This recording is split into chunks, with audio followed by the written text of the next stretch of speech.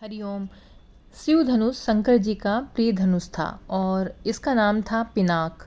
इस धनुष पर प्रत्यंचा चढ़ाना इसलिए खास था क्योंकि ये धनुष स्वयं शिव जी का था और बहुत अधिक वजनी था। धनुष के वजन के संबंध में तुलसीदास जी ने लिखा है कि स्वयंवर में उपस्थित हजारों राजा एक साथ मिलकर भी उस धनुष को हिला तक नहीं पाए थे। और वहीं श्री राम जी ने शिव धनुष को खेल ही खेल में प्रत्यंचा चढ़ाने के लिए उठाकर तोड़ दिया और माता सीता ने श्री राम जी को वरमाला पहना दी। स्वयंवर में इतनी कठिन शर्त क्यों रखी गई, इसके पीछे कई कथाएं प्रचलित हैं। शास्त्रों के अनुसार विश्वकर्मा जी ने 2 दिव्य धनुष बनाए थे, एक विष्णु जी को दिए और एक शिव जी के लिए। शिव जी ने इस धनुष से एक दैत्य का संहार किया और इसे परशुराम जी को भेंट में दे दिया था। परशुराम जी ने इस धनुष को जनक के पूर्वज देवराज के यहाँ रखवा दिया था। जब राजा जनक के यहाँ सीता जी आईं और वो बचपन में धनुष को उठाकर खेलती थीं, यह देखकर जनक समझ गए कि सीता कोई साधारण कन्या नहीं है, इसलिए इसका विवाह भी किसी असाधारण व्यक्ति से, असाधारण वर से किया जाना उचित है।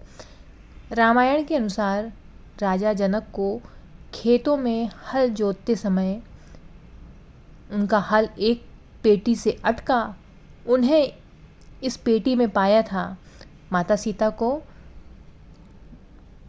उन्होंने वो पेटी में मिली। हल को संस्कृत में सीत कहने के कारण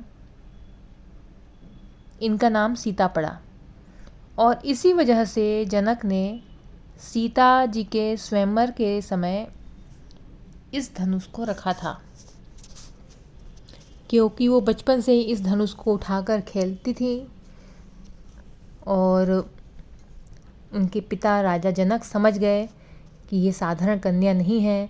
और जब हल खेत जोता जा रहा था हल से, तो हल टकरा गया पेटी से। उस पेटी में माता सीता थीं और हल को सीत कहा जाता है इसलिए संस्कृत में, तो उनका नाम सीता पड़ गया। तो राजा जनक समझ गए कि यह जो माता सीता ये कोई साधारण कन्या नहीं है, तो इस वजह से फिर जनक ने सीता के स्वयंवर के समय इस धनुष को रखा था। और जो स्वयंवर में जो उपस्थित राजा जितने भी थे वो धनुष को हिला तक नहीं पाए थे। और माता सीता तो जब छोटी थीं तो वो उठा के खेला करती थीं, तो इसलिए राजा जनक ने धनुष तोड़ने की शर्त रखी थी कि जो भी कुछ धनुष तोड़ देगा तो उन्हीं को माता सीता वरमाला पहनाएंगी। तो ये इसीलिए स्वयंवर में इतनी कठिन शर्त रखी गई थी। वीडियो पसंद आए तो सब्सक्राइब कर लें, बेल बटन दबा लें, शेयर करें, लाइक कमेंट करें।